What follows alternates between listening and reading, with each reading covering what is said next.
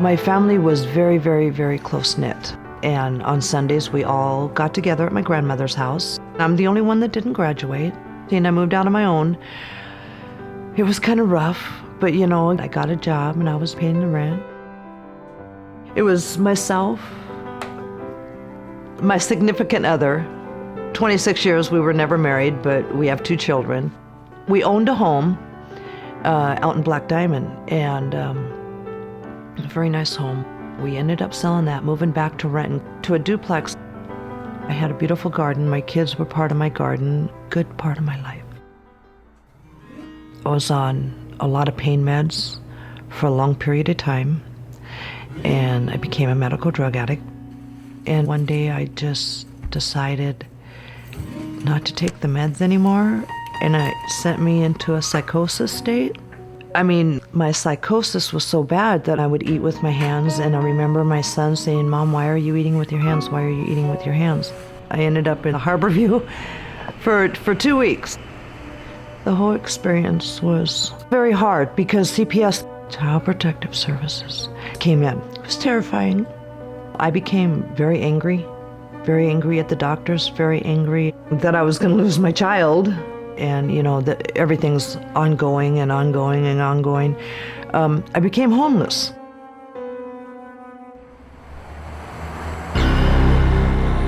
I don't like being on the street. I don't like being in the middle of all of that rigmarole. You don't have a permanent place to be. You don't have a lot of things. And the things that you do get, you don't take them for granted because at any moment they could be gone again. There was lots of people on drugs. And the language, there was horrendous language. I wasn't on meds. I was very angry. I started going into psychosis myself, and then I started speaking out. And that's how I became part of WRC, or Angelines. They opened a door, and I actually walked through it. And I started meds right away. And I started calming down, and I started my thinking process, my clarity. I'll say my clarity.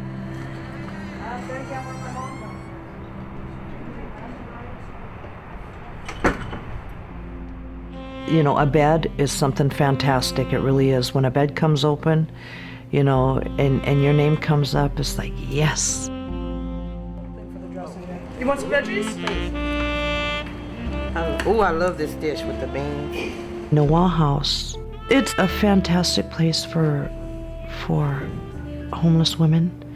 Safety. You have a bed that you know is yours. You wake up in the morning and you feel rested, and you start your day. I'm gonna sort my stuff to get to my dirty laundry. My bed was actually right here. I believe it's bed 21. So, yes. That was my home for a year. And then I had a counselor here at Noah House, and that was Cynthia McGee. Fantastic woman. If you have a problem, if you have an issue, if you have a good day, if you have a bad day, she's just there for you. There's always hard parts, there's parts that you don't want to talk about, but you have to talk about it. There's tears. And then finally you open a door. And then you might open another one. And then you share stories. Because everybody has their story, where they want to be in their life. Home.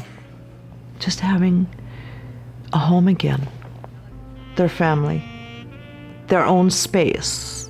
Having your own shower. Having your own closet. I was here for my year, and they had a bed at Rosalima.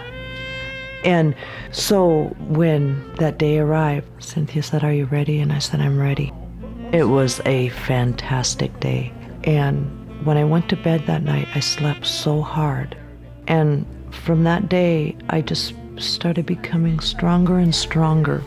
And I'm so proud of you, Cheryl. I'm so proud of you. I went from WRC to Angelines, to being able to have a bed at Noah House, shelter, to transitional housing, to permanent housing. But I'm still on a waiting list, waiting to get back to Renton, Kent area, to my own apartment, and hopefully a yard and a garden, my family back together. What do you have if you don't have family? They know that I am working with my mental health, with my hurt. Maybe it's hurt, and that comes from my losses. And I've taken my losses to be my own. It's part of who I am now, and knowing that it's up to me to make it. For a long time, I just sat in a chair every day, waiting. That's my goal this year is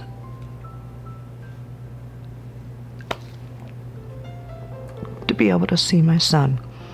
Just, even if it's only 2 times a year, even just to know he's okay.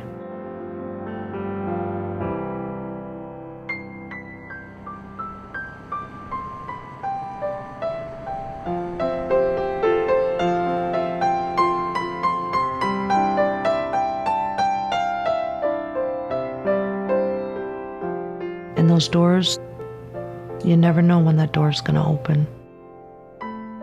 Noah House was my first step. I will never forget it.